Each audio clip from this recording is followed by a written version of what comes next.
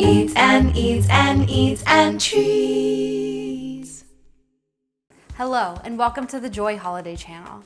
I'm Chef Marissa, and today on Eats and Treats we are celebrating St. Patrick's Day, a global celebration of Ireland, Irish culture and its contributions. Today our holiday menu is going to showcase a recent contribution to the food world as well as some ancient food traditions. Now, to the most revered item on our menu, Irish soda bread. People are very serious about their traditional recipes, and there is actually a society for the preservation of Irish soda bread. We'll provide links in the description below so you can learn all about it and maybe make your own traditional version. Today we are trailblazing with a gluten-free version. For our gluten-free Irish soda bread, we are using our 4.5 cups of a gluten-free flour blend. We're using our gluten-free flour blend for our celiac viewers, as well as anyone that has any gluten intolerance. Then we have our baking powder, 4 teaspoons, 1.5 teaspoon of baking soda, 1 teaspoon of kosher salt, 2/3 cup of granulated sugar, 1.5 cups of raisins, 4 eggs, 2 cups of Greek yogurt, and 12 tablespoons of melted butter cooled. Now today we are also making a savory Irish soda bread, so I have included our Dubliner Irish cheese, 2 cups, and 2 cups of chopped bacon. For our gluten-free Irish soda bread, we are going to begin by sifting our dry ingredients. So I have our gluten-free flour blend here.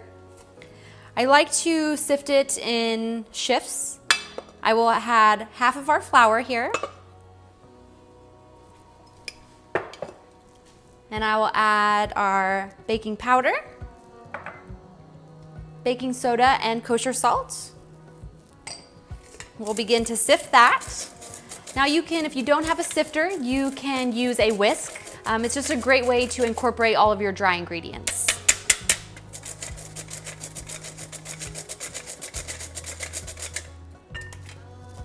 Now I'll go ahead and add the rest of my dry ingredients. Flour here.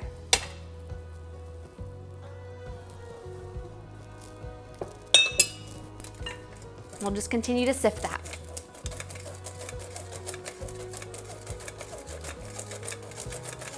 You can see by sifting that how light and fluffy it aerates the flour.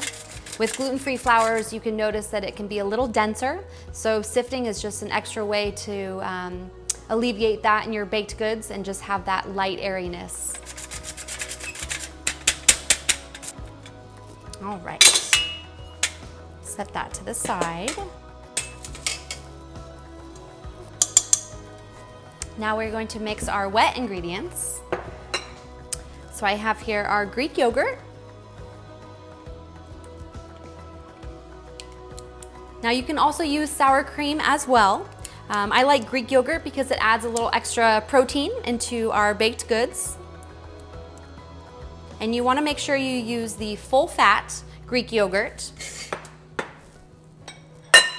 We'll add our melted butter that's been cooled.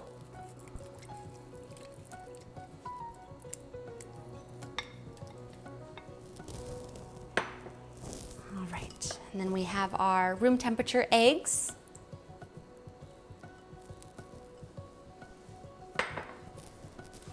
Now we'll go ahead and whisk all that together, cracking up your eggs. And since today we are going to be making a sweet and a savory Irish soda bread, I'm going to mix the base together, and then we'll go ahead and fold in our ingredients separately.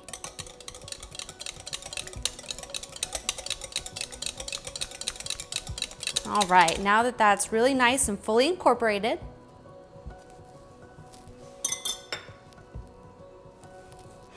we'll go ahead and add our dry ingredients to our wet.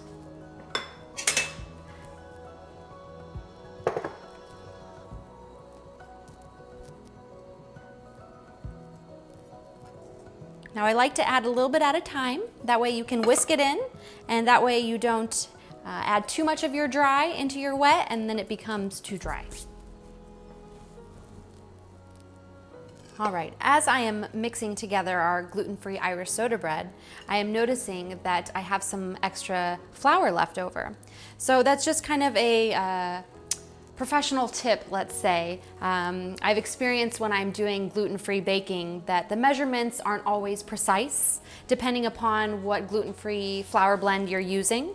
If you're using a blend that already has xanthan gum in it, you tend to mix as less as possible, because if you overmix, then your baked good will become hard as a rock, and we don't want that.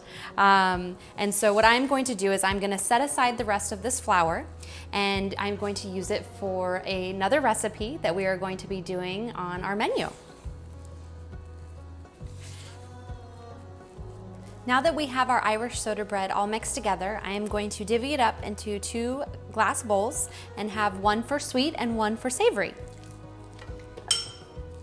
And so also another tip, if you are going to be using the Greek yogurt as opposed to sour cream for your Irish soda bread, I would suggest also you can use a little bit of milk or half and half to thin out your Greek yogurt. And also I omitted the sugar until I had everything mixed together, and now I am going to add our sugar and our raisins.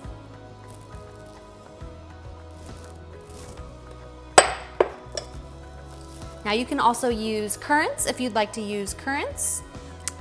Really any dried fruit you can mix it up. You can add craisins if you want to, but we just went with raisins.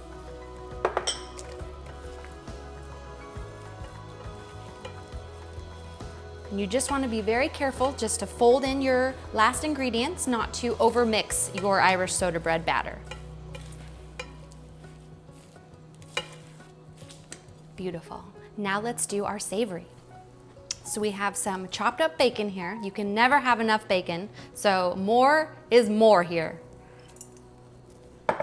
And then we have our delicious Dubliner Irish cheese.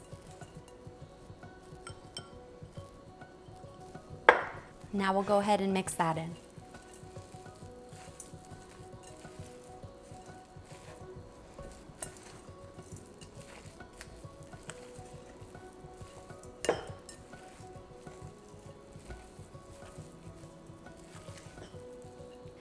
Now that we have our gluten-free Irish soda bread all mixed together with our savory and our sweet, I have a muffin pan here that I've prepared with some muffin pan liners and some nonstick spray. I always love to use nonstick spray whenever I'm baking. It's better to have a little bit extra than not enough and have your baked goods stick to your pan or even your liner. So I'm using a ice cream scoop here. That helps keep the measurements nice and precise and equal. So just scoop each one in there. And I love this gluten-free savory Irish soda bread because you can serve this for your St. Patrick's Day as a side accompaniment.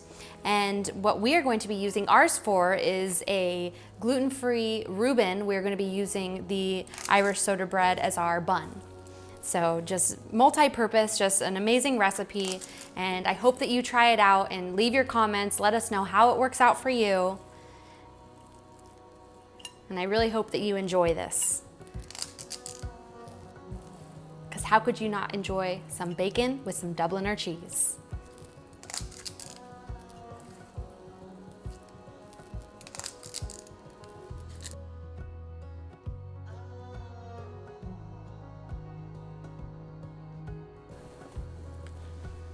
Now that we have pulled out our beautiful gluten-free Irish soda bread, as you can see, it has a nice golden brown on the crust. Now I find with gluten-free baking sometimes if you don't have the extra sugar on top or the cheese in the savory that kind of helps caramelize and give you that golden brown texture, that the bottom will brown faster than the top will show.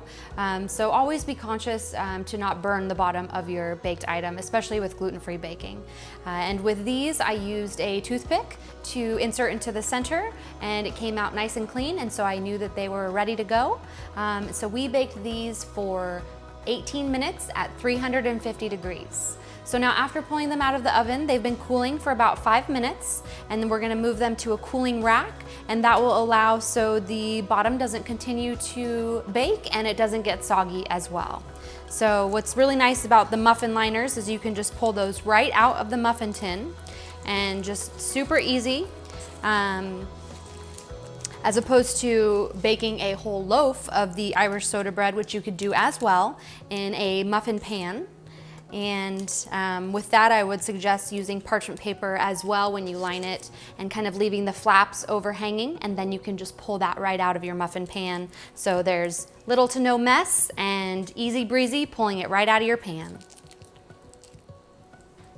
Oh, these look amazing. So you can serve the sweet or savory with some delicious Kerrygold Irish butter, or with the sweet, you can also serve that with some delicious homemade jam.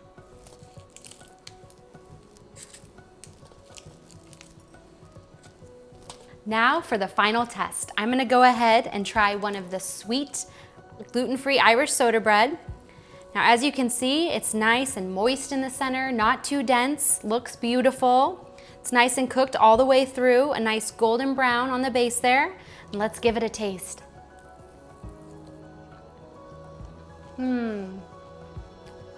Delicious. Not too sweet, nice and light, airy texture. These are gonna be amazing for the bread pudding. Stay tuned. I'm Chef Marissa here on the Joy Holiday channel for Eats and Treats. Please subscribe to our YouTube channel. Also turn on notifications so you can get all of our upcoming videos. Also follow us on Instagram and Facebook. Follow us on Twitter, Joy H Channel.